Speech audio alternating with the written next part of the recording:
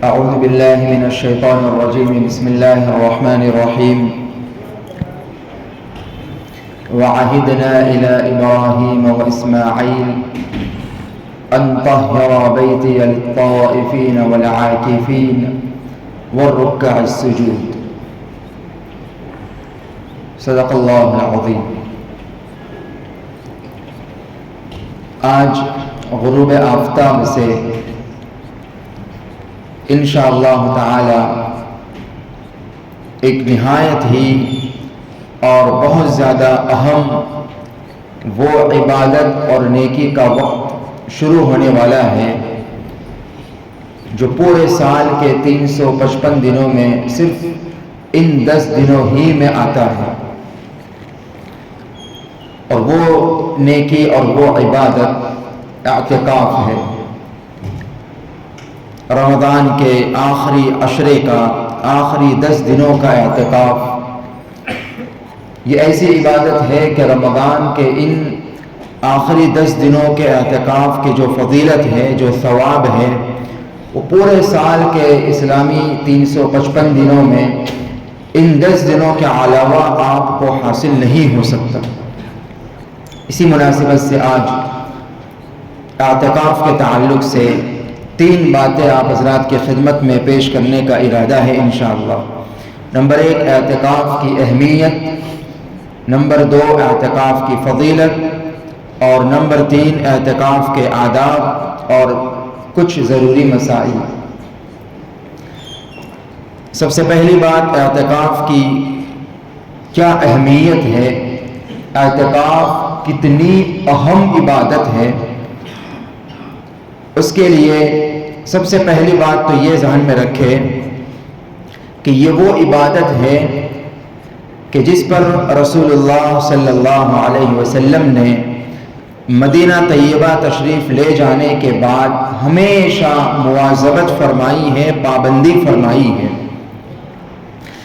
سنت، فرض یا واجب نہیں ہے، سنت ہے. اور سنت کا حال یہ ہے کہ اللہ کے نبی صلی اللہ علیہ وسلم نے اس پر پابندی کی ہے، کبھی چھوڑا بھی ہے. مگر یہ سنت مؤکدہ ایسی عبادت ہے اعتکاف والی کہ اللہ کے نبی صلی اللہ علیہ وسلم نے مدینہ طیبہ تشریف لے جانے کے بعد 10 سالوں میں ہمیشہ اس پر عمل فرمایا ہے. مکہ مکرمہ کے حالات تو آپ کو معلوم ہے کہ ایسے تھے کہ شروع میں حضرت عمر رضی اللہ تعالی عنہ کے اسلام لانے سے پہلے کھل کے نماز پڑھنا بھی مشکل تھا. وہاں کے حالات کچھ اور تھے. وہاں کی جو مسجد تھی، مسجد حرام، وہ تو بت پرستوں نے بتوں کا اڈا بنایا ہوا تھا. حالات وہاں ایسے نہیں تھے کہ بظاہر اعتکاف کیا جا سکے. مگر مدینہ طیبہ جب اللہ کے نبی صلی اللہ علیہ وسلم تشریف لے آئے، حالات سازگار ہوئے اور پھر وہاں اللہ کے نبی نے ہمیشہ اعتکاف فرمایا. حالانکہ مدینہ تشریف لے جانے کے بعد آپ کے جو باہر کے جہاد کے تعلق سے جو اسفار ہوئے، جو سفر ہوتے رہے، وہ بہت زیادہ ہے، بہت کثرت سے سفر کرتے رہے، فرماتے رہے. مگر اس کے باوجود بھی رمضان کے ان 10 دنوں میں آپ نے ضرور اعتکاف فرمایا. بلکہ ایک مرتبہ تو آپ نے 10 دنوں کا اعتکاف کیا، پھر اپنے ترکی خیمے سے باہر تشریف لے آئے. مسجد کے اندر ہی خیمہ الگ سے لگا، جیسے ہمارے یہاں پردے لگاتے ہیں اس طرح خیمہ لگا تھا. آپ باہر تشریف لائے اور فرمایا کہ جن صحابہ نے میرے ساتھ 10 دنوں کا اعتکاف کیا وہ باقی کے 10 دنوں کا بھی اعتکاف کرے. پھر دوسرے عشرے کا، دوسرے 10 دنوں کا اعتکاف فرمایا. سلنگ 20 دن کا ہوا اعتکاف. پھر آپ نے اپنے خیمے سے باہر سر نکالا اور فرمایا کہ ایک فرشتے نے آ کر مجھے یہ کہا کہ شب قدر آخری عشرے میں ہے، لہٰذا آخری عشرے کا بھی اعتکاف میرے ساتھ کرے. اس سے یہ پتہ چلا کہ پورے مہینے کا 1 سال تو اللہ کے نبی نے اعتکاف فرمایا. ایک مرتبہ سفر کی وجہ سے اللہ کے نبی اعتکاف نہیں فرما سکے. جہاد کے مختلف اسفار بہت کثرت سے ہوتے رہے تھے مدینہ طیبہ کی زندگی میں. 1 سال جب سفر اعتکاف نہیں کر پائے سفر کی وجہ سے، تو لکھا ہے شوال کے مہینے میں آپ نے گویا کہ اس کی قضا کی. حالانکہ قضا نہیں ہے، مگر چونکہ ایک معمول تھا، وہ معمول سفر کی بنا پر چھوٹ گیا. اللہ کے نبی نے مناسب سمجھا کہ شوال میں رمضان کے بعد 10 دنوں کا اعتکاف کر لیا جائے تاکہ کسی طرح اس کی تلافی ہو جائے. اہمیت سمجھے، اہمیت. اور اسی طرح فتح مکہ کے موقع پر اللہ کے نبی صلی اللہ علیہ وسلم چونکہ سفر میں تھے، اعتکاف نہیں کر پائے، تو اگلے سال 20 دنوں کا اعتکاف فرمایا. 20 دنوں کا، وہی گویا کہ پچھلے سال کی جو چھوٹ گئی تھی یہ عبادت، اس کی کسی درجے میں تلافی ہو جائے. اور آخری سال، جس سال اللہ کے نبی صلی اللہ علیہ وسلم کا وصال ہوا، دنیا سے تشریف لے گئے، اس سال بھی آپ نے 2 اشروں کا 20 دنوں کا پورا اعتکاف فرمایا. مطلب یہ کہ اللہ کے نبی صلی اللہ علیہ وسلم نے اس پر بہت زیادہ پابندی سے عمل فرمایا ہے. ظاہر ہے کسی کام کو اللہ کے نبی صلی اللہ علیہ وسلم اگر اپنی زندگی میں 1-2 مرتبہ کر لے تو ایک امتی کے لیے اس سے بڑی سعادت کوئی نہیں ہو سکتی کہ میرے آقا نے اس پر عمل کیا، مجھے اس پر عمل کا موقع مل جائے.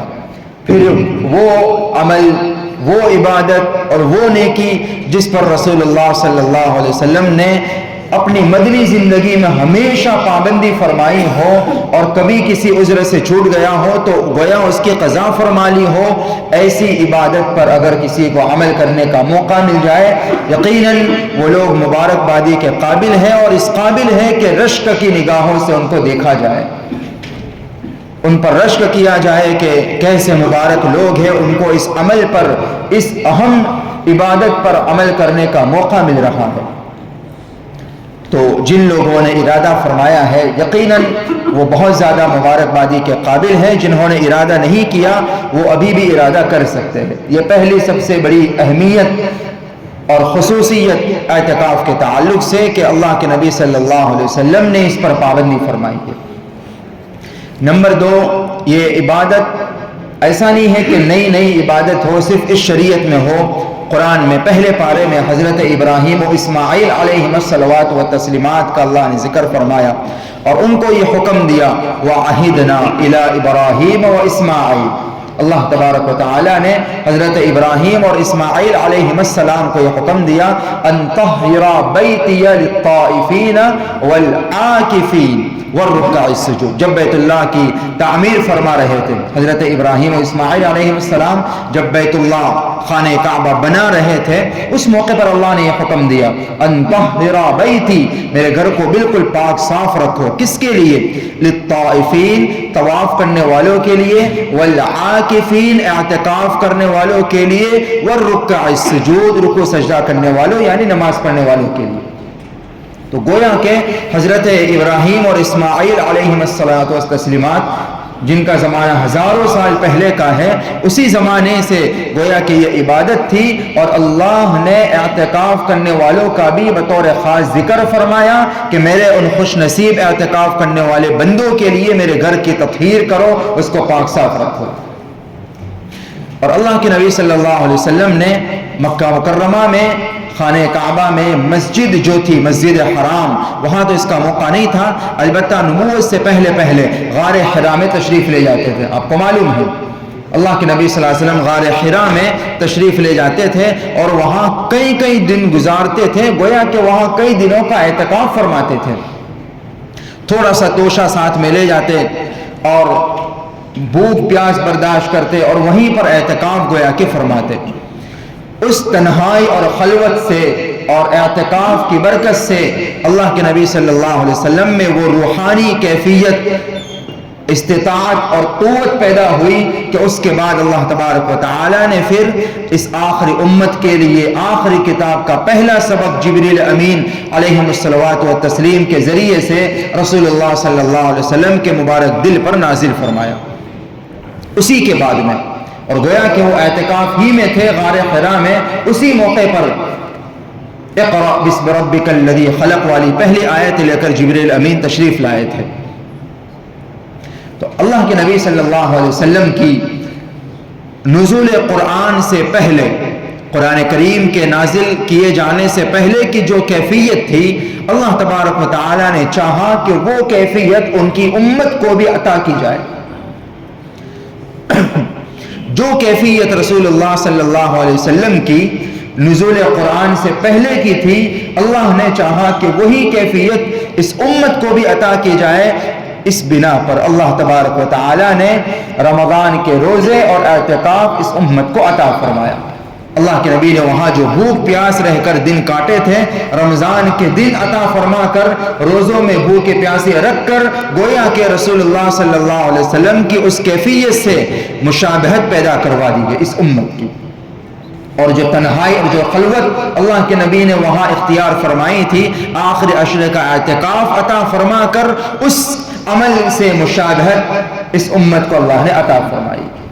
بڑی بات ہے، سوچنے والی، غور و فکر کرنے والی بات ہے کہ نزول قرآن سے پہلے آقا کی جو کیفیت تھی، اللہ تبارک و تعالی اس سے مشابہت پیدا کروانے کے لیے ہمیں رمضان کے روزے اور اعتکاف عطا فرما رہے ہیں۔ تیسری اہمیت کی بات، کچھ مثالیں ہیں جسے ہم سمجھ سکتے ہیں آسانی سے۔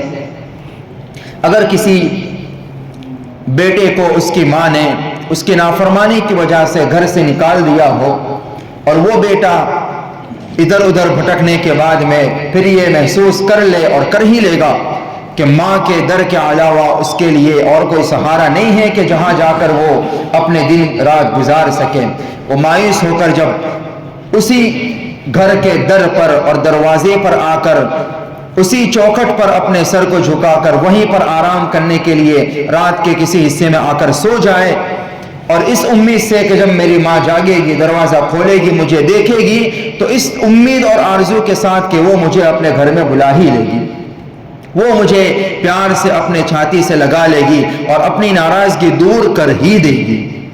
جب کوئی بیٹا اگرچہ وہ نافرمان ہو اور اس کے نافرمانی کی وجہ سے اسے نکالا گیا ہو، جب یہ عمل کرے گا، آپ سوچئے کتنی ہی ظالم قسم کی ماں کیوں نہ ہو، اس کے دل میں اس بیٹے کے لیے پیار و محبت آئے گی یا نہیں آئے گی، اور اس کی ناراضگی کو بھلائے گی یا نہیں بھلائے گی۔ بس یہی حال سمجھے کہ تمام تر نافرمانیوں کے باوجود جب بندہ اللہ کے در پر آ پڑتا ہے اور اس امید کے ساتھ کہ روٹھا ہوا رب مجھ سے بس راضی ہو ہی جائے، آپ یقین مانیے اللہ تمام تر ناراضگیوں کے باوجود بھی کم از کم ان معتکفین سے راضی ضرور ہو جائیں گے۔ افلاطون نے ایک مرتبہ حضرت موسیٰ علیہ السلام سے پوچھا کہ اگر اس پوری زمین و آسمان کو کمان بنا دیا جائے، کمان، تیر کمان والے کمان بنا دیا جائے، اور حوادث زمانے میں دنیا میں جو حالات پیش آتے رہتے ان کو تیر بنا دیا جائے، تیر اور کمان ہو گیا، اور یہ سوال پوچھا کہ تیر چلانے والا خود زمین و آسمان کا بنانے والا ہو، تو اس صورت میں اگر کوئی بچنا چاہے تو بچنے کا کوئی راستہ ہے کیا؟ مشکل ہے۔ زمین و آسمان کی کمان بنا دی جائے، حوادث زمانہ کو تیر بنا دیا جائے، اور اس تیر کو چلانے والی ذات کوئی اور نہیں، خود خالق کائنات ہو، اب ایسے میں کوئی انسان اگر بچنا چاہے تو کیا راستہ ہے؟ لکھا ہے حضرت موسیٰ علیہ السلام نے یہ جواب دیا، صرف ایک راستہ ہے، صرف ایک راستہ ہے، اور وہ راستہ یہ ہے تیر چلانے والے کے قدموں میں جا کر گر جاؤ۔ بچ جائیں گے یا نہیں بچیں گے؟ ظاہر کوئی اپنے پیروں میں تو تیر نہیں چلائے گا۔ بس یہی بات ہے کہ جب حالات کا ہر طرف سے حملہ ہو رہا ہو، اس موقع پر اس خالق کائنات کے در پر آ کر کوئی اپنے آپ کو وہیں پر لگا دے، ڈال دے، انشاءاللہ وہ حادثات سے بچے گا۔ ایک اور مثال مفتی محمود حسن رحمۃ اللہ علیہ کے حوالے سے غالباً لکھی ہے کہ جب شہر میں چاروں طرف اللہ ہماری حفاظت فرمائے کرفیو والا ماحول ہو، ایسا بھیانک ماحول ہو کہ نکلنا مشکل ہو، کوئی نکل نہ سکتا ہو، ایسے عالم میں اگر کوئی سرکاری بڑے عہدے کا اونچی پوسٹ والا آفیسر آپ کو یہ کہے کہ آپ میرے گھر میں آ جاؤ اور یہاں تم سیو ہو، بالکل سیف ہو، محفوظ ہو، ایسا ماحول ہو کہ چاروں طرف پکڑم پکڑی کا ماحول ہو، اللہ ہماری حفاظت فرمائے جیسا ہم نے دیکھا، ایسے ماحول میں اگر کوئی بڑا سرکاری آفیسر کہے کہ میرے گھر میں آ جاؤ، یہاں کوئی نہیں پکڑنے والا ہے تم کو، تو آپ سوچئے کہ وہ اس آفیسر کا کتنا بڑا احسان مانے گا اور اسے کتنی بڑی نعمت سمجھے گا کہ اللہ کا شکر ہے کہ ایسی سیف جگہ پر مجھے پناہ مل گئی تاکہ ہر طرح کے حملے سے میں محفوظ رہ جاؤں۔ بس یہی سمجھے کہ شیطان کے چاروں طرف جو حملے ہو رہے ہیں اور یہ جو بھیانک شیطانی حملوں کا باہر جو ماحول نظر آتا ہے، اللہ تبارک و تعالیٰ نے گویا کہ اعتکاف کرنے والوں کو اپنے در پر بلا لیا اور یہ کہا کہ تم یہاں آ جاؤ، تم سیف ہو، محفوظ ہو، یہاں تم ہر قسم کے شیطانی حملوں سے محفوظ رہوں گے۔ اللہ نے گویا اپنے گھر پر، اپنے در پر اسے بلا لیا۔ تو یہ کتنی بڑی اللہ کی طرف سے نعمت ہوگی اور اللہ کا کتنا بڑا احسان سمجھا جائے گا۔ تو یہ اعتکاف یقیناً بڑی اہم نیکی اور بڑی اہم عبادت ہے۔ اللہ تبارک و تعالیٰ کا گھر ہے مسجد، اللہ تبارک و تعالیٰ اپنے گھر میں اسی کو بلاتے ہیں جس کو چاہتے ہیں۔ ظاہر ہم اپنے گھر میں بھی ہر ایرے گیرے کو بلانا پسند نہیں کرتے۔ بہت سے ایسے ہوتے ہیں کہ اگر جائے تو گھر بند کر لیتے ہیں کہ یہ نہ آوے تو اچھا۔ بہت سے ایسے ہوتے ہیں کہ اگر آ جائے تو جی چاہتا ہے کہ جلدی نکل کے جاوے تو اچھا۔ اور کچھ ایسے پیارے دوست ہوتے ہیں، ایسے قریبی تعلق والے ہوتے ہیں، بار بار ان کو بلاتے ہیں، بار بار بلاتے ہیں، اور جب آتے ہیں تو بیٹھو نے ابھی بیٹھو نے، بعد میں جانا، ابھی چائے پیو، ابھی یہ کرو۔ ہوتا یا نہیں ہوتا؟ اللہ تبارک و تعالیٰ کا بھی گویا کہ یہی طرز عمل ہے۔ اللہ تبارک و تعالیٰ بھی جس بندے کو اپنے گھر پہ بلا لیتے ہیں اور بلا کر 10 دنوں تک اپنے گھر پہ روکے رکھتے ہیں، سمجھو وہ اللہ کو کتنا پیارا ہوگا۔ اللہ کا پیارا بننا چاہتے ہیں تو گویا کہ یہ ایک عمل اور یہ نیکی اللہ نے ہمیں عطا فرمائی۔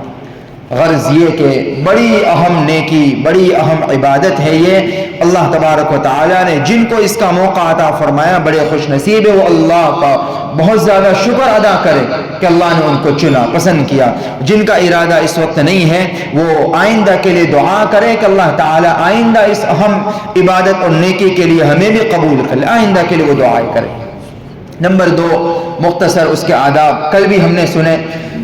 سب سے پہلی فضیلت کے بعد سب سے پہلی ہمارے لیے یہی کافی ہونی چاہیے کہ اللہ کے نبی صلی اللہ علیہ وسلم نے ہمیشہ اس پر عمل کیا ہے، چاہے پھر اس پر کوئی فضیلت بیان کی جائے یا نہ کی جائے، کوئی نیکی کا وعدہ کیا جائے نہ کیا جائے، سچے عاشق رسول کے لیے یہی فضیلت کا کم ہے کہ اس کے آقا نے اس پر ہمیشہ پابندی کی ہے۔ ہمارے لیے یہی کافی ہے، مگر اس کے باوجود آقا نے فضائل بھی بیان فرمائے۔ آخری عشرے کے اعتکاف کے بارے میں فرمایا کہ 2 حج اور 2 عمروں کا ثواب، 2 حج اور 2 عمروں کا ثواب، 2 حج کا خرچہ شاید 10 لاکھ آپ گنیں اور 2 عمروں کا ثواب 2 لاکھ کے برابر گنیں، یعنی 10 سے 12 لاکھ کا ثواب ہوا یا نہیں ہوا؟ 10 سے 12 لاکھ روپے خرچ کرنے کے بعد جو ثواب آپ حاصل کر سکتے ہیں، مفت میں 10 دن یہاں رہ کر اللہ تعالیٰ وہ ثواب آپ کو عطا فرمائے۔ کتنی بڑی فضیلت ہے۔ نمبر 2 کنز العمال کی روایت ہے، من اعتکف غفر له ما تقدم من ذنبه وما تأخر، او کما قال علیہ السلام، جو اعتکاف کرے گا اللہ تبارک و تعالیٰ اس کے اگلے پچھلے سارے گناہوں کو معاف فرما دیں گے۔ اور ایک دن کے اعتکاف کی فضیلت آپ نے سنی کہ اللہ تبارک و تعالیٰ اس کے اور جہنم کے درمیان 3 بڑی بڑی خندقیں حائل فرما دیتے ہیں۔ ایک خندق زمین و آسمان کی دوری کے برابر، اتنی بڑی خندق، مطلب یہ کہ گناہ بھی معاف، انشاءاللہ جنت بھی نصیب، اور جہنم سے پناہ اور جہنم سے چھٹکارے کا وعدہ بھی گویا کہ فرما لیا، مطلب سب کچھ مل گیا، یہ سمجھے۔ اور پھر یہاں رہ کر جو بندہ عبادت میں وقت گزارے گا، اللہ سے مانگے گا، تو ظاہر اس کی دنیا نہیں بنے گی۔ جب آخرت بنے گی، آخرت کے ایسے زبردست وعدے ہو رہے ہیں، تو یقیناً دنیا بھی اس کی بن جائے گی۔ اور نمبر 3 اس کے مختصر آداب ظاہر ہے، جو چیز جتنی زیادہ اہم ہوتی ہے اس کے آداب بھی اتنے زیادہ اہم ہوتے ہیں۔ یہ بات اپنے ذہن و دماغ میں بٹھا لیں، جو چیز جتنی زیادہ قیمتی ہوتی ہے اس کو استعمال کرنے کے آداب بھی اتنے زیادہ۔ ایک ہے 50 روپے والی عطر کی بوتل، آپ نے یوں نکالی، لگائی، پھینک دی، اور ایک ہے کوئی سعودی سے یا دبئی سے لے کے آئے 5000 روپے والی بوتل، آپ اسے کیسے استعمال کریں گے؟ ظاہر ہے بہت زیادہ احتیاط سے استعمال کریں گے یا نہیں کریں گے؟ کہیں بھائی معمولی نہیں ہے، بہت قیمتی ہے۔ بس یہی یاد رکھیں میرے اعتکاف کرنے والے دوست کہ یہ کوئی اہم اور کوئی ایسے ہی معمولی نہیں ہے، بلکہ بہت زیادہ اہم اور قیمتی نیکی ہے، لہٰذا اس کا استعمال اور اس کو گزارنا بھی اسی اہتمام سے چاہیے، اس کے آداب و رعایت کی بھی اتنی ہی زیادہ اہتمام سے کوشش کرنا چاہیے۔ اس میں سب سے پہلا کام تو آپ یہ کریں کہ پورے 24 گھنٹوں کا سب سے پہلے شیڈیول بنا کر لے آئے، گھر ہی سے بنا لے یا کم سے کم یہاں آ کر ایک کاغذ میں لکھ لے کہ دن کی شروعات کب، کتنے بجے اور کیسے کرنی ہے، اور رات میں سونے کا اہتمام کتنے بجے کیسے کرنا ہے، پورے دن کا شیڈیول بنا کر لے کر آئے کہ ہمیں اس طرح وقت گزار، کچھ وقت اس میں فارغ بھی رکھے کہ یہ وقت فارغ بس کچھ بھی نہیں، کبھی دوستوں سے کچھ بات چیت کر لی ہلکی پھلکی بس وہ، اور باقی کے اوقات کو ہم منظم شکل میں لکھ کر لے آئے، شیڈیول اور ٹائم ٹیبل بنا لے کہ ہمیں کم سے کم یہ وقت اس طرح گزارنا ہے۔ آسان ہے، پورے سال میں سے اللہ نے رمضان کے 30 دن دیے ہیں کہ پورے سال کے مقابلے میں ان 30 دنوں کو ذرا کچھ الگ اہتمام سے گزارنے کی کوشش کرے، پھر ان 30 دنوں میں یہ آخری 10 دن اور زیادہ اہتمام سے، اور غالباً مجدد الفسانی رحمۃ اللہ علیہ کا ملفوظ ہے کہ پورے سال کی برکتیں اللہ نے رمضان میں رکھ دی ہے، پورے رمضان کی برکتیں آخری 10 دنوں میں رکھی ہے، اور آخری 10 دنوں کی پوری برکتیں شب قدر میں رکھی ہے۔ تو خاص اہتمام کرے، سب سے پہلا کام یہ کرے کہ شیڈیول بنا لے کہ ہمیں ان 10 دنوں کو کیسے گزارنا ہے۔ نمبر 2، اس شیڈیول میں ہم اپنی جو قضائے عمری ہیں، جو چھوٹی ہوئی نمازیں، ان کو بھی شامل فرما لے کہ ہمیں اس میں قضائے عمری کا بھی ضرور اہتمام کرنا، اس لیے کہ یہ فرض ہے۔ آپ دیگر نوافل کا اہتمام کرے، تہجد کا اہتمام کرے، صلاۃ التسبیح کا اہتمام کرے، اچھی بات ہے، مگر وہ ہے نفل، سنت، اور قضائے عمری جو نمازیں آپ کے ذمہ باقی ہیں وہ فرض ہے، ظاہر فرض کا درجہ اونچا ہی ہے سنت اور نفل کے مقابلے میں، لہٰذا ان ٹائم ٹیبل میں آپ اپنی قضا نمازوں کے لیے بھی ایک وقت نکالے، روزانہ ہو سکے تو 5 دنوں کی ایک دن میں قضا کر لیا کریں، یا کم سے کم 2 یا 1 دن کی تو ہونی ہی چاہیے۔ اگر 5 دنوں کی قضا کا اہتمام کر لے، ایک ساتھ میں پہلے فجر، ظہر، عصر، مغرب، عشاء پڑھ لے، پھر کسی اور موقع پر یہ 5 نمازیں قضا 20 رکعتیں ہوگی، تو اگر ایک دن میں 5 دن کی قضائے عمری کا اہتمام کریں گے تو آپ کے 50 دنوں کی قضائے عمری ادا ہو جائے گی۔ بہت بڑا کام، بہت اہم کام آپ کی زندگی کا ہو جائے گا۔ اس کے علاوہ پھر اس کے بعد میں پھر قرآن کریم کی تلاوت کا اہتمام، تسبیحات کا اہتمام، اور کسی ایک وقت کو خاص کر کے اس میں دعاؤں کا اہتمام کریں، یہ کرنے کے کام ہیں۔ اور ان سب سے اہم چیز یہ ہے کہ اپنے آپ کو گناہوں سے بچائے۔ اللہ کے نبی کی وہ ایک فضیلت کے خانے میں پوائنٹ میں ایک بات چھوٹ گئی، اللہ کے نبی نے فرمایا کہ اعتکاف کرنے والا گناہوں سے محفوظ رہتا ہے، المعتکف یعتکف الذنوب، کہ وہ گناہوں سے بچا رہتا ہے۔ مگر سوچئے، ہم گناہوں سے بچا رہنے کا مطلب یہ ہے کہ باہر اس سے جو گناہ ہوتے تھے، ظاہر مسجد میں آ کر وہ گناہ وہ نہیں کر پائے گا۔ مثال کے طور پر بدنگاہی اور کسی اور کو تکلیف دینا اور باہر کے جو گناہ ہیں وہ گناہ اس سے اللہ کے نبی نے فرمایا هو یعتکف الذنوب، گناہوں سے بچا رہتا ہے۔ مگر ہم سوچیں کہ کہیں ایسا تو نہیں ہوتا کہ باہر بہت سی مرتبہ وہ گناہ ہم سے نہیں ہوتے جو یہاں آنے کے بعد میں سب کے ساتھ میں ٹیم بنا کر جھمیلے میں بیٹھے رہنے سے وہ گناہ ہوتے ہوں۔ یہ بہت زیادہ غور کرنے کی اور سوچنے کی بات ہے۔ اس لیے اعتکاف کرنے والے میرے دوست اس کا خوب خیال فرمائیں کہ گناہوں سے اپنے آپ کو بچائے، اور خاص طور سے یہاں گناہ ہوں گے، ایک تو زبان کا گناہ اور دوسرا دل دماغ کا گناہ۔ دل دماغ کے گناہ میں یہ ہے کہ ہم اپنے خیالات کو پاکیزہ بنائیں، یہاں اپنے خیالات کو پاکیزہ بنائیں۔ اور آنکھوں کا گناہ بھی اللہ حفاظت فرمائے، موبائل کے ذریعے سے ہو سکتا ہے، پٹک دے الگ موبائل کو، 10 دن تو ہے، آسان ہے، سائڈ میں رکھ دے موبائل کو۔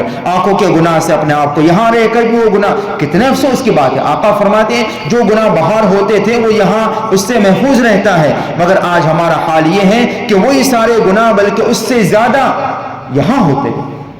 تو ظاہر ہے یہ بہت سخت بات ہوگی، اس لیے آنکھوں کے گناہ سے، اور زیادہ یہ ہے کہ زبان کے گناہوں سے اپنے آپ کو بچائے۔ جب آپس میں بیٹھے ایک دوسرے کی ٹانگ کھینچے، ایک دوسرے کی غیبت کرے، ایک دوسرے کا دل دکھائے، ہنسی مذاق میں کسی کو ستاتے رہے، کسی کو تنگ کرے، کسی کی کھینچتے رہے، ان گناہوں سے اپنے آپ کو بچائے. گناہوں سے بچانا بہت زیادہ ضروری ہے. یہ بڑی اہم عبادت ہے, اس کا ثواب بہت زیادہ ہے. اگر اس کو ضائع کر دیا تو اس کی محرومی بھی بہت زیادہ ہوگی.